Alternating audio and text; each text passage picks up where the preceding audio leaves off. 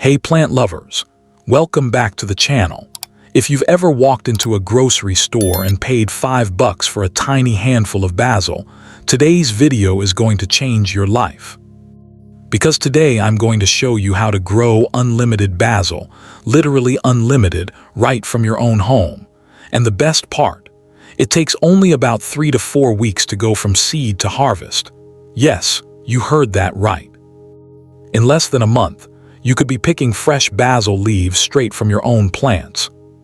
So stick around, because by the end of this video you'll know exactly how to grow basil from seed, how to care for it, how to harvest it, and even how to preserve it so you can enjoy it year-round.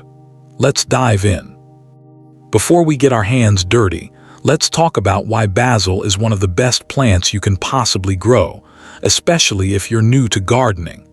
Even if you've managed to kill every plant you've ever owned, basil might just become your redemption story. First of all, basil grows fast. Some plants take months before you see real results. Basil is different.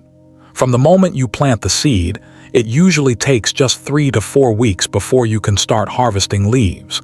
That's faster than most TV series seasons these days. Basil originally comes from southern Asia and the South Pacific Islands, and it belongs to the mint family. Its scientific name is Ocimum basilicum. But honestly, you don't really need to remember that unless you want to impress someone at dinner. What makes basil really exciting is that it grows almost anywhere. You can grow it indoors on a windowsill, outside in a garden bed, or in containers on a small balcony. As long as the plant gets sunlight and regular moisture, basil will happily grow and produce leaves. I personally grow basil in several spots around my home, and every single plant produces more leaves than I can possibly use. And that's not a bad problem to have. Now let's talk about flavor. Fresh basil tastes completely different from the dried basil you find in small jars at the grocery store. Fresh basil is aromatic, vibrant, and incredibly flavorful. It instantly elevates any dish, from Italian pasta to Thai stir-fries. In the herb world, basil is truly the MVP. So whether you're a beginner gardener, someone who wants to grow fresh herbs for cooking, or an experienced grower looking to expand your garden, basil is a fantastic place to start. Now let's talk about how to grow it. The first step is starting basil from seeds. You have two main options. You can plant seeds directly in your garden once the weather is warm enough, or you can start them indoors. Starting indoors gives you more control over temperature and moisture, which usually leads to better success rates. To get started, you'll need a few simple things. First, basil seeds. Any variety will work, but sweet basil is usually the easiest for beginners. You'll also need small starter pots or recycled containers, a seed starting mix, and a spray bottle for watering. If you have a plastic seed tray with a humidity dome, that's great, but plastic wrap over a tray works just as well. Begin by filling your starter pots with slightly moistened seed starting mix. The soil should feel like a wrung-out sponge, not soaking wet and not completely dry. Fill the pots to about ½ an inch below the rim. Here's a small tip that many beginners overlook. If you're filling several pots, do it over a tray or mat to catch the extra soil. It makes cleanup much easier. Next, add your seeds. Many people make the mistake of planting only one seed per pot. Instead, add 2 or 3 seeds in the center of each container. Not every seed will germinate, so planting multiple seeds increases your chances of success. Later, you can keep the strongest seedling and remove the others. After placing the seeds, cover them with about ¼ inch of dry seed starting mix. Basil seeds shouldn't be buried too deeply because they still need some light to germinate. Now it's time to water. Use a spray bottle to gently mist the soil. Avoid pouring water directly from a watering can, since that can wash the seeds away. The goal is to keep the soil damp so the seeds stay in contact with the moisture below. Once you've watered the pots, create a humidity dome. If you have a seed tray with a lid, place it over the pots. If not, simply cover the containers with plastic wrap. This traps moisture and creates a greenhouse-like environment that speeds up germination. Place the pots in a warm location, ideally around 70 degrees Fahrenheit. A shelf indoors works well. At this stage, the seeds don't need direct sunlight yet.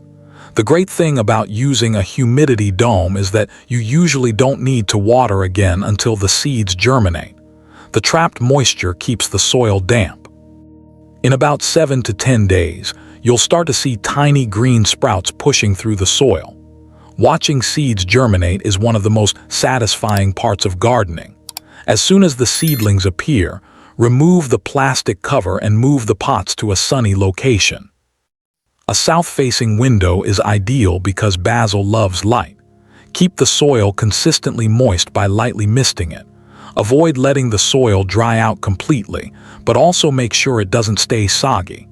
After a few days, you'll notice a new set of leaves forming. These are called true leaves, and they look different from the first seed leaves. Once the seedlings have developed these true leaves, choose the strongest plant in each pot and pinch off the weaker ones. When the seedlings grow a bit larger and develop several sets of leaves, it's time to move them into slightly bigger containers, about 3 to 4 inches wide. At this stage, you can also add a very weak fertilizer solution if you'd like to give them a small nutrient boost. Before moving your basil plants outdoors, you'll need to harden them off. This means gradually exposing them to outdoor conditions so they don't experience shock. For about a week, place the plants outside for a few hours each day in a sheltered location. Gradually increase the amount of sunlight and wind exposure each day. This process helps the plants adjust to their new environment. Once your basil seedlings are strong and acclimated, it's time to plant them in the garden or in larger containers. Basil loves sunlight.